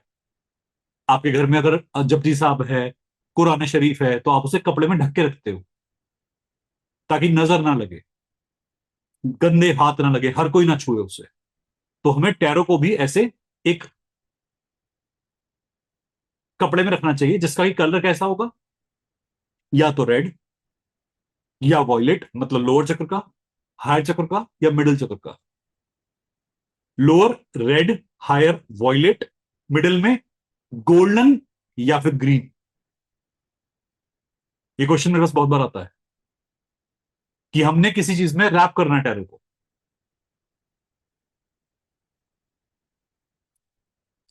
रेड, वॉयलेट, गोल्डन या ग्रीन। और ये सिद्धांत आपके क्रिस्टल पे भी लागू होता है।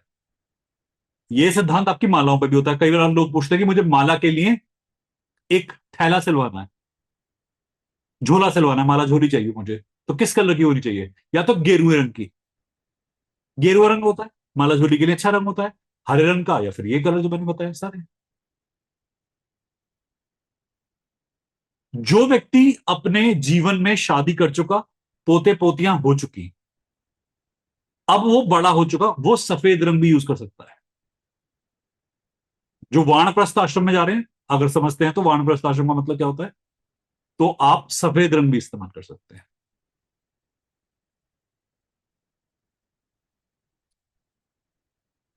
M I clear?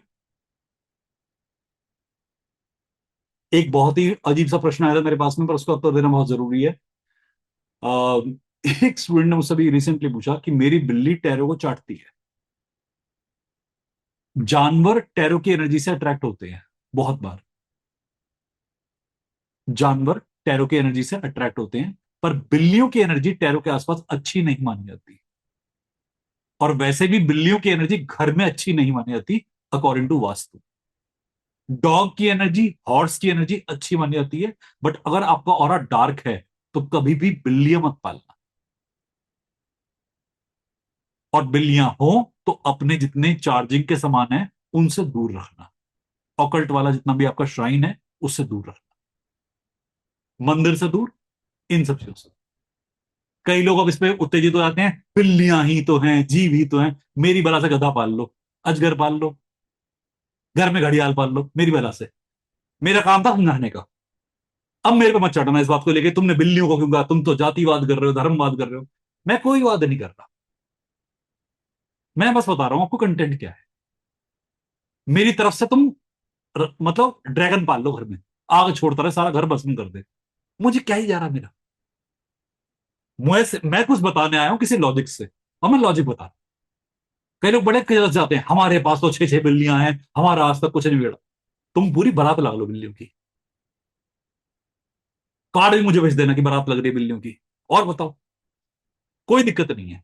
But dog की एनर्जी फैमिली फ्रेंडली होती है, कैट की एनर्जी फैमिली फ्रेंडली नहीं होती। Cats are never, never family animals. बिल्ली किसी की भी सगी नहीं होती, पता है ना बात ये। मालिक को भी बस ये पसंद तब तक करते खाना पीने के मौके तक। ये देखो, कुछ चीजें एनर्जी से देखी आती हैं। अच्छा, एक बात और बताता हूं, मैंने कई बार अपने रेकी में बताई है। जहां कैट बैठती है यूजुअली आराम से कंफर्टेबली, वो सबसे नेगेटिव पॉइंट होता है। जहां डॉग बैठता है, काऊ बैठती है, सबसे पॉजिटिव पॉइंट होता है। इन जानवरों की एनर्जी ट्रेस कर लेती है मेरिडियंस को। जैसे वास्तु आपने कई लोगों ने पढ़ी होगी ना, उसमें मेरिडियंस देखते हैं, जोन देखते हैं।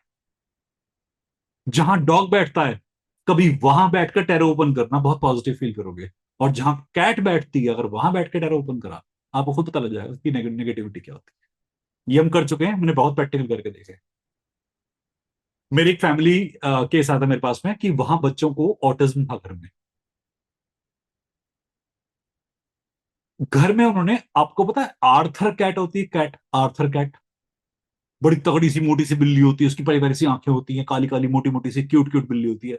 फर कैट लगती है तो, जैसे मतलब वो आपके वो जाते हैं टॉय आते हैं, भालू वालू से देते हैं वैलेंटाइन डे पे, टेडी बियर से देते हैं, वेरी ऐसी ऐसी कैट थी।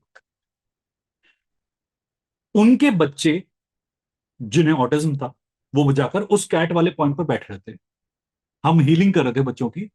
हीलिंग करते करते काफी महीने हो गए और फर्क नहीं आके दे रहा, बहुत मार्जिन का फर्क। मैंने एक बार ऐसे ही पूछा कि आपके घर में कोई एनिमल है? कहते कैट्स। मैं, आपके बच्चे मैक्सिमम टाइम कहां बैठते हैं? कहते कैट के साथ। मैं रिक्वेस्ट करी, क्या आप ऐसा कह सकते हो कि कुछ दिनों के लिए आप घर में डॉग पाल लो, कैट को कहीं किसी जगह पर शिफ्ट करो, थोड़ा सा रखना, थोड़े दिन बाद। उन्होंने मेरी बात बात मानी, गोल्डन रिट्रीवर डॉग ले आए। आपको पता है थेरेपी डॉग कहते हैं गोल्डन रिट्रीवर डॉग को, कई कंट्रीज में थेरेपी डॉग की तरह यूज करते हैं। बच्चों के अंदर इतनी ज्यादा ड्रास्टिक इंप्रूवमेंट देखी ना ब्रेन के अंदर। ये आप ट्राई कर सकते हो किसी के घर में, अगर ऐसी कोई दिक्कत हो, ये ट्राई करके देखना, आपको इमीडिएट रिजल्ट्स मिलेंगे विद द हीलिंग। ये बहुत अच्छे रिजल्ट होते हैं। प्लांट रख दो, घर के अंदर प्लांट रख दो, इससे ब्रेन डेवलपमेंट होता है। टैरो के पास में प्लांट रख दो। लिखो। कई लोगों ने मुझे कहा कि हमारे श्राइन में हमने छोटे छोटे पौधे रखे हुए हैं। घर में करते हैं ना, इंडोर प्लांट्स होते हैं कई लोगों के पास में, छोटे छोटे पौधे बॉन्साई बना के रखते हैं, इंडोर प्लांट्स होते हैं। बॉन्साई अच्छी अप्रोच नहीं है, बट इंडोर प्लांट अच्छी अप्रोच है। आइडियली बोनसाई अच्छा नहीं होता, इंडोर प्लांट अच्छे होते हैं। टैरो का ऑरा क्लीन करना है, इंडोर प्लांट कर देंगे, पास में रख दो उसके, ऑरा क्लेंजिंग के लिए। पढ़ाऊंगा, टेक्निक पढ़ाऊंगा बहुत सारी। यहां पर आपके प्रश्न आए हुए थे तो मैं उनके उत्तर देने का प्रयास करूँ।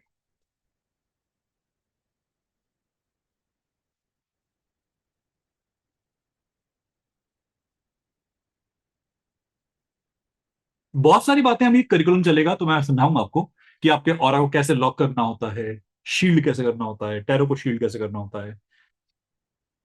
कई प्रकार के प्रश्न आते हैं। प्रश्न पूछते पूछते भी सामने वाले की एनर्जी आपको इंपैक्ट कर सकती है, क्योंकि उसका प्रश्न कितना गहरा है, इनसिक्योरिटी है कि नहीं है, वो भी इंपैक्ट डालता है। तो टेक्निक बताऊंगा कैसे कैसे प्रोटेक्ट करते हैं। और हर कार्ड का और अलग होता है, कैसे उसके साथ कनेक्ट करना, ये सब बताएंगे, पढ़ाएंगे। क्योंकि ये लंबी यात्रा है, ये भी इतने से सूक्ष्म में मैं यहाँ पे एसेंस में प्रोवाइड नहीं कर सकता। इसके लिए पूरा मुझे नरेशन को देना पड़ेगा। पानी पीते रहना, सिप बाय सिप। साइड में पानी रखा है, सिप बाय सिप पीना, मैं भी पी रहा हूँ।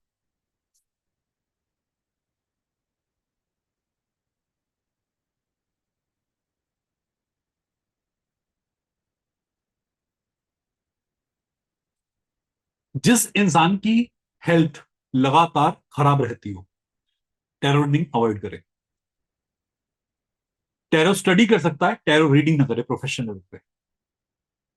कोई प्रेग्नेंट लेडी है, टैरो रीडिंग अवॉइड करे, स्पेशली आफ्टर फर्स्ट ट्राइमेस्टर। आप चाहे पढ़ो मुझसे, ना पढ़ो, पर कुछ पॉइंट्स हैं, समझ लेना, लिख लेना। ये दोनों पॉइंट समझ में आए जो मैंने बोला, कि अगर आपकी हेल्थ लगातार इन्फेक्ट होती है, इफेक्ट होती है, ध्यान से टेरर रीडिंग अवॉइड करना। ऑरा डिप्लीट करता है, ऑरा डिप्लीट करता है, एकदम सल को जाते हो। बैठे बैठे बीपी लो हो गया ऑल ऑफ अ सडन, और फ्रीक्वेंटली लो हो रहा है, आपकी एनर्जी कहीं सल्क हो रही है।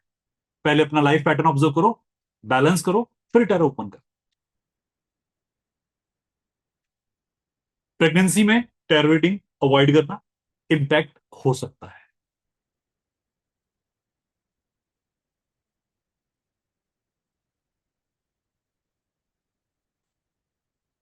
कहानी समझ में आ रही है इतनी जितनी चल रही है यहां पर? टैरो रीडिंग शाम के 7 बजे के बाद या सूर्य अस्त के बाद करनी अवॉइड करना। ये एस्ट्रोलॉजी, न्यूमरोलॉजी, टैरो, पामिस्ट्री इनके लिए प्रिंसिपल होता है, बट हमारे कई बार क्लाइंट रात वाले होते हैं, इंटरनेशनल क्लाइंट्स होते हैं, तो रात वाले क्लाइंट्स होते हैं, और रात को ही सेशन पॉसिबल है तो करना पड़ता है, तो उसके लिए अपना ऑरा लॉक करते हैं। सन के हिसाब से कोई भी ऑकल्ट रीडिंग करनी चाहिए, टैरो हो, पामिस्ट्री हो, न्यूमरोलॉजी हो, एस्ट्रोलॉजी हो, कोई भी हो। लिख लीजिए प्लीज।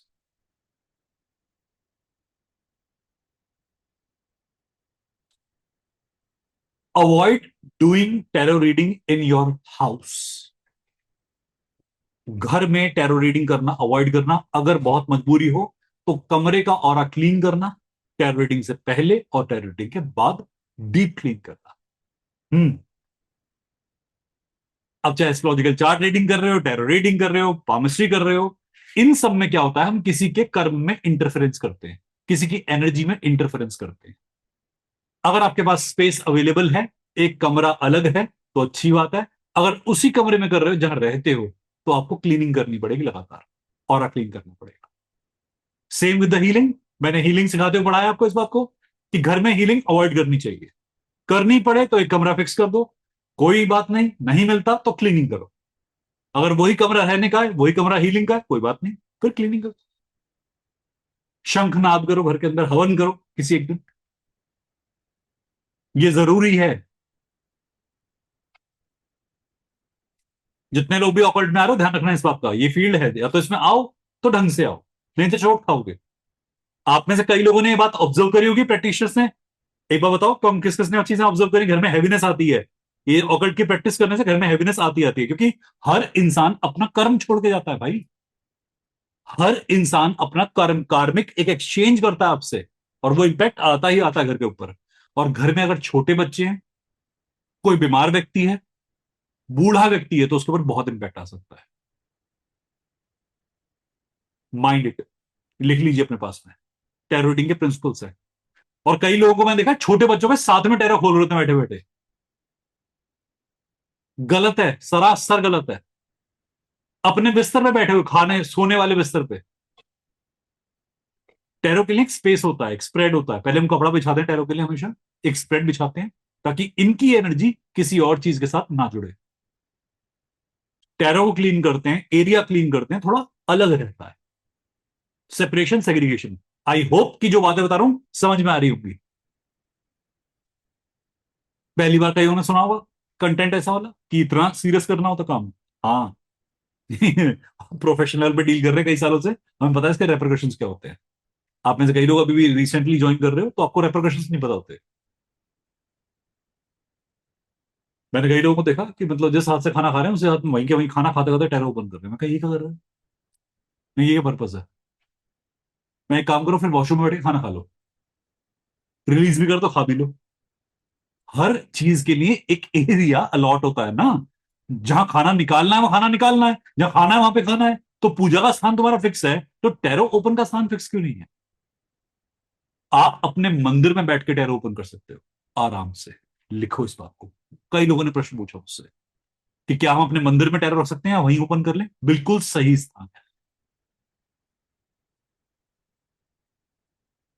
क्योंकि मंदिर फिर भी इंसान क्लीन रखता है थोड़ा बहुत, कई लोग नहीं रखते हैं। और मंदिर पे हमेशा कपड़ा चढ़ा होना चाहिए, कपाट लगे होने चाहिए, द्वार होने चाहिए मंदिर के। हर किसी की दृष्टि आपके मंदिर को ना लगे, आपके ईश्वर को ना लगे, ये ध्यान रखना। कई लोगों का होता है खुले दर्शन है, कोई आगे कर लो। मंदिर में देखा है खुले दर्शन होते हैं कभी? मंदिर में कपाट लगे होते हैं, कपड़ा चढ़ा होता है, पर्दे बंद कर देते हैं, क्यों? शयन का समय होता है, आरती का समय होता है। ये समझ लेना इस बात के लिए। इसलिए हम टैरो को स्प्रेड में बंद कराते हैं कि आपने टैरो ओपन करा, टैरो रीडिंग कर ली, उसके बाद एक कपड़ा रखो, उसमें टैरो को डाल के बंद कर दो। सेम प्रिंसिपल मंदिर वाला। और अगर मंदिरों में कपड़े नहीं हो तो प्लीज मंदिर में कपड़ा लगा लेना आज के बाद। कईयों के मंदिर में कपड़े नहीं होते, खुला दर्शन होते हैं, ऐसे आके कोई भी देख ले।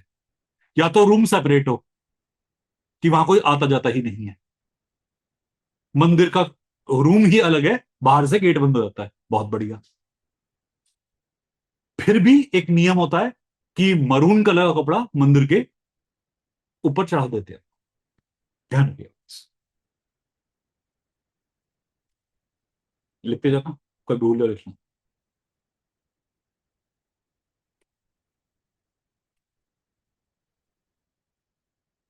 अगर कभी टैरो रीडिंग करते हुए हार्ट पर हैवीनेस हो या किसी चक्र में हैवीनेस हो, टैरो कहीं पर आपको इंडिकेशन देता है। कई लोग डर के मारे टैरो खोलना बंद कर देते हैं उसके बाद। टैरो बहुत माइक्रो वाइब्रेशन भी देता है वो कई बार आपको। और ऐसा होगा कि टैरो रीडिंग के बाद में आपकी सेंसिटिविटी सुपर हाई हो जाएगी। ये होता है। और आप में से कई लोग ऐसे होंगे जो ऑकल्ट प्रैक्टिस कर रहे हो और आपको हर बात से अब अफेक्ट होना शुरू हो चुका है। किस किस को अभी रिसेंटली बहुत बातों से अफेक्ट होना शुरू हुआ है? टच मी नॉट कंडीशन कहते हैं इसे, कि हर बात प्रभाव डालती है। आप सेंसिटिविटी बढ़ा रहे हो, आपकी सेंसिटिविटी बढ़ रही है। एक बात ध्यान से सुनना, आपकी सेंसिटिविटी बढ़ रही है, आपके परिवार की नहीं। वो अपने हिसाब से रेगुलर लाइफ जी रहे हैं, आप अपनी लाइफ में ट्रांसफॉर्मेशन लेके आ रहे हो। ऐसा हो सकता है कि वो आपको ना समझ पाए, आप उन्हें ना एक्सप्लेन कर पाओ। 90% साधकों के साथ में यही गेम काम होता है, यही गेम चल रहा होता है। ना तो अपने आप को किसी को बता पाते, ना दूसरों ने समझ पाते। ये नॉर्मल है, इसमें अपने आप को क्रिटिसाइज मत करना। जब आप किसी ऐसी विद्या में उतरते हो तो आपके साथ ऐसा काम और होना शुरू होता है। सोल्यूशन क्या है इसका? सिर्फ मेडिटेशन करना, अपने को शांत रखना। ना वो गलत है ना आप गलत हो। दोनों को समझ, दोनों बात समझनी है। ना तो वो गलत है ना हम गलत है। हमारी सेंसिटिविटी हाई हो रही है, उनकी नहीं हो रही है। वो कुछ बातें समझ ही नहीं पा रहे, कोई बात नहीं। जब भी हम कोई ऑकवर्ड प्रैक्टिस करेंगे, मेडिटेशन करेंगे, इरिटेशन बहुत बढ़ जाती है इंसान की। ऐसा होगा। एस्ट्रोलॉजी में तो क्या होता है कि आप सीख रहे हो, ये विद्या सार्थक करते करते कई साल लगते हैं। तो अभी और इतना सेंसिटिव नहीं होता कि एस्ट्रोलॉजी की प्रेडिक्शन एकदम से आ जाए, न्यूमरोलॉजी की प्रेडिक्शन एकदम से नहीं आती। बट टैरो एक ऐसा व्हीकल है, ऐसी मोडेलिटी है कि आप उसे हाथ में ग्रैंड कर रहे हो। उसके अपने अंदर ऊर्जा खतरनाक वाली बसी हुई है, पांचों एलिमेंट की पावर है उसके अंदर। जैसे उसे हाथ में लोगे ना, वो अट्यून कर देगा आपको, आप उसे अट्यून कर दोगे, तो ये कनेक्शन इमीडिएटली एस्टेब्लिश होता है। ध्यान रखना इस बात को। तो हम ये बातें एस्ट्रोलॉजी और न्यूमरोलॉजी में नहीं करते। वहां ये बता देता हूं कि आपको सुबह सुबह रीडिंग नहीं करनी, मतलब सुबह के बाद में रीडिंग करनी है, सूर्य उदय पे रीडिंग करनी है, वो बातें बताता हूँ। बट ये नहीं कहता कि एस्ट्रोलॉजी की जो चार्ट है उन्हें ऐसे रखो वैसे रखो। वो जब आप बहुत प्रैक्टिस करते हो तब वो स्टेट आती है कि आप असली में अपने एस्ट्रोलॉजी से कनेक्ट हो चुके हो। टैरो में पहले दिन से ही ये कंडीशन आ जाती है। कार्ड्स का अपना एक एनर्जी लेवल है। मेरी बातें उम्मीद करता हूं समझ में आ रही होंगी, what I am about to tell you. Okay.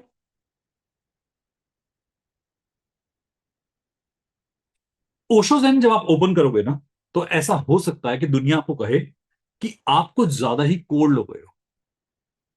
पहले आप बहुत रिएक्शन देते थे, अब आप रिएक्शन देना बंद कर चुके हो। क्योंकि आपको ओशो और जेन दोनों प्रभाव डालेंगे आपके ऑरा पे। तो पहले आपका जो रिएक्शन पॉइंट था वो शायद इतना हो, अब हो सकता है वो इतना सा होकर रह जाए कि आप रिएक्शन दे ही नहीं रहे।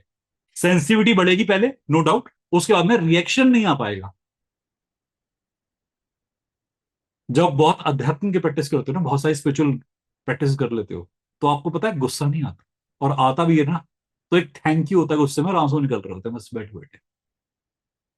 आप चिढ़ जाते हो, गुस्से में क्रोध आएगा आपको, बट आप क्रोध कर नहीं पाओगे। एक स्टेट आती है। तो ऐसा हो सकता है इन कार्ड्स के बाद में आपकी ये जेन स्टेट आ जाए कि आप गुस्सा करना चाहो, कि मैं चिल्लाना चाह रही हूं, चाह रहा हूं, बट मैं कर नहीं पा रही हूं, आंखों से आंसू आ रहा है, थैंक यू आ रहा है, कि जो दे रहे हो महादेव धन्यवाद। ये गजब स्टेट आती है और हम सबकी आई है ये। कई बार कंप्लेंट करता है इंसान, सर ये क्या हो रहा है मेरे साथ में। अंदर गुस्सा तो बहुत है, कहने का मन कर रहा है, जब कहने का शुरू करो सिर्फ धन्यवाद के अलावा मुंह से कुछ निकल ही नहीं रहा। ऐसा होगा, नॉर्मल है, बिल्कुल नॉर्मल, बावले नहीं हो, पागल नहीं हो रहे हो। ये स्टेट है जो कि आता ही होता है। गाइडेंस जब हम लेना शुरू करते हैं तो ऐसा होता है कि आपके साथ में एनर्जीज कनेक्ट होनी शुरू होती हैं, या आपको एनर्जीज पता लगनी शुरू होती है। नॉर्मल है, इसे आप कंट्रोल कर पाओगे धीरे धीरे, स्टार्टिंग में होता है। टैरो के अंदर हमारे हर कार्ड के अंदर अलग अलग विजन्स होते हैं। मैं पढ़ाना शुरू करूंगा, बताऊंगा आपको कि ओशो के कार्ड्स बाकी कार्ड से डिफरेंट कैसे हैं, इनमें क्या क्या एलिमेंट्स आते हैं।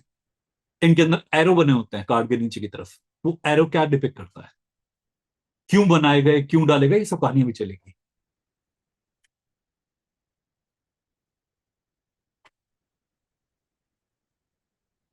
अगले हफ्ते ओशो जैन स्टार्ट होगा, उससे पहले एक रिक्वेस्ट और, बॉडी में फाइबर अच्छा रखना। चातुर्मास चल रहा है, चातुर्मास के अंदर टैरो स्टार्ट हो रहा है, अलग अनुभव होगा। मैं पंगे ले चुका हूं, इसलिए बता रहा हूं। चातुर्मास में कायदे से एक टाइम खाना खाना चाहिए, वो दोपहर को। बाकी टाइम फ्रूट खा सकते हो, पर भोजन एक ही टाइम होना चाहिए आइडियली। भूखे नहीं रहना है, फ्रूट्स खाने हैं, बट चातुर्मास एक ही टाइम होता है भोजन वाला। अब अगर ये काम कर पाओगे टैरो खोलते हो तो और भी मजा आएगा। सलाह है, ऐसा है नहीं कि यही मानना है। नॉनवेज खाते हो, वेज खाते हो, सब कुछ खाते हो, ठीक है, बट कुछ चीजें चातुर्मास में मत खाना, अच्छा रहेगा। टैरो खोलते हुए अगर ये चीज काम कर लोगे तो और अच्छा रहेगा। जैसे भिंडी, अरबी, एलोकेशिया कोलोकेशिया कहते हैं उसे, दही, उड़द, उड़द की दाल अवॉइड करना।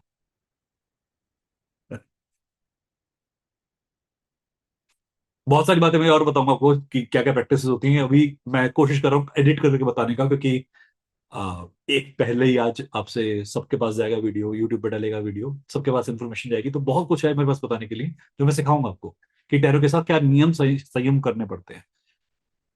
लोगों के लिए टैरो एक खेल खेलने का माध्यम है, मेरे लिए टैरो एक साधना है। मेरे लिए चीज नॉर्मल नहीं है। और एक बात और बताता हूँ, मेरे लिए टैरो ना कभी भी, ओशोज एंड टैरो स्पेशली, एक नोट्स की चीज नहीं है। मैं मानता हूं कि ओशोज एंड के कोई नोट्स नहीं होते। काफी सारे बना रहा हूं, मैं 2 बार बनाने का प्रयास किया, मैं आपको अपना अनुभव बता रहा हूँ। 1200 पेज के 2 बार नोट्स बनाए मैंने इसके, और दोनों खो गए। वो फाइल मेरे किसी ड्राइव में सेव है, वो फाइल मुझे मिलके नहीं दे रही। कितनी बार मैंने कोशिश करी ओशो जेन के नोट्स बनाने की, देता हूं कुछ ना कुछ देता हूं, बट मिलते नहीं है, क्योंकि ओशो के नोट्स नहीं होते, इसकी साधना होती है। तो हर कार्ड की ना लाइव प्रिडिक्शन होती है जो मैं करके दूंगा आपको। आप और मैं दोनों ट्रांस में जाएंगे, मैं आपको दिखाऊंगा कि ट्रांस में कैसे जाते हैं, और आपके ऑरा के थ्रू ओशो और जेन दोनों बात करेंगे। ये मेरा तरीका है, ये मेरा तरीका है। मैं वो टीचर नहीं हूं इस मामले में ओशो जेन पढ़ाते हुए कि मैं कहूं हाँ बेटा ये रहे नोट्स, ये लकीर दे दूंगा। वो भी है हमारे पास, किताब बता दूंगा, किताब पढ़नी चाहो तो, बट कोई फायदा नहीं है। ओशो जेन सिर्फ थर्ड आई कार्ड्स है, काली कार्ड्स थर्ड आई कार्ड्स हैं, काली कार्ड्स के नोट्स नहीं हो सकते। गणेश टैरो कोई नोट्स नहीं हो सकते। राइडर वेट के नोट्स हो सकते हैं। Rider Waite element based card नहीं है, वो एक कंटेंट बेस्ड कार्ड है, शक्ल सूरत वाले कार्ड्स हैं, तो उसके नोट्स होंगे ही होंगे। प्लीज समझ में आई बात।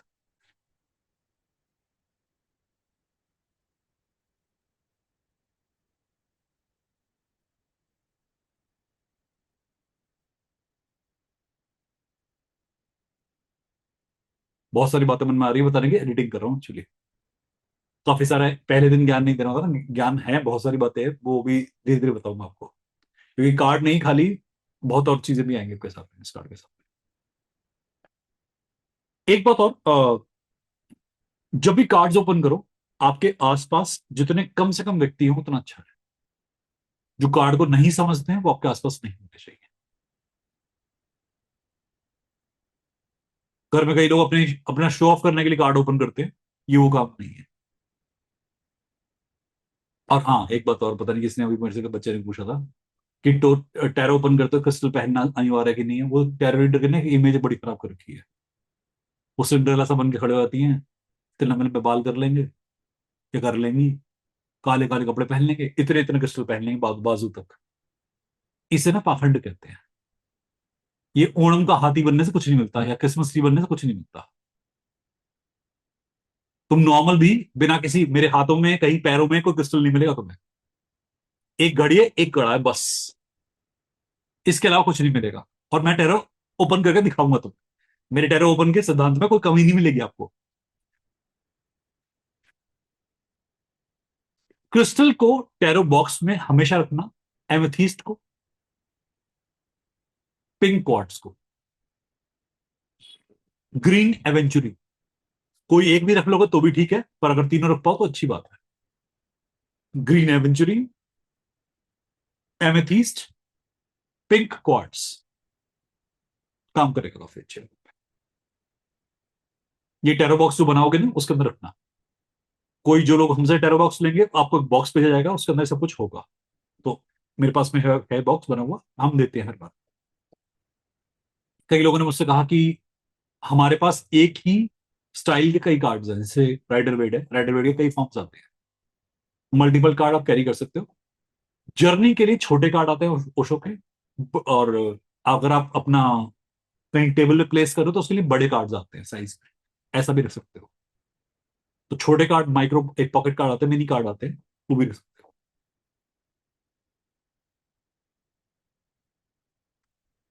इतनी कहानी समझ में आई? पहले बताओ।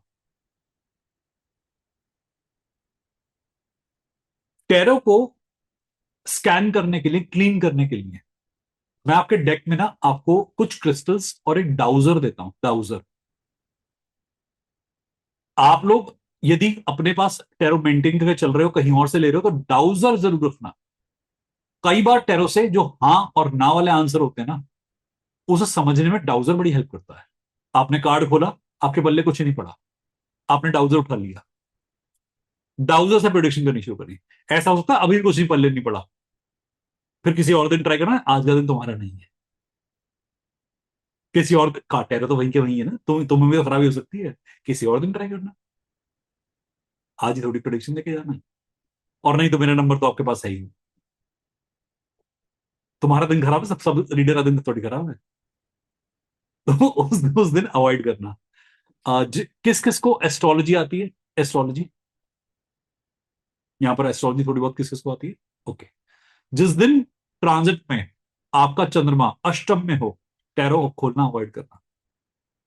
जिनको नहीं आती कोई बात नहीं, भगवान तुम्हारी आत्मा को शांति दे, कुछ दिक्कत नहीं होगी तुम्हारे साथ, मैं तुम्हें डील करना सिखा दूंगा इससे। अगर आती है एस्ट्रोलॉजी, तो जिस दिन अष्टम का चंद्रमा हो, जब तक अष्टम से बाहर ना आए, टैरो पर मत कर, अवॉइड।